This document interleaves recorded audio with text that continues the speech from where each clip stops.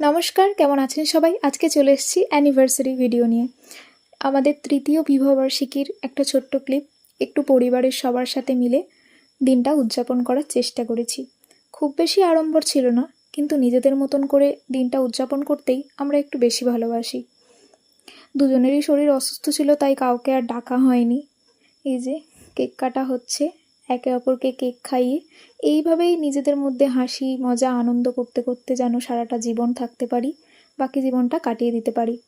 ও তো আমাকে গিফট দিয়েছে, আগেই আপনারা দেখেছেন। ওর জন্য একটা ছোট্ট গিফট, এই যে এটা হলো পুলিশের জন্য আমার তরফ থেকে অ্যানিভার্সারি গিফট। দেখি ওকে দেওয়া যাক, ওর কেমন লাগে।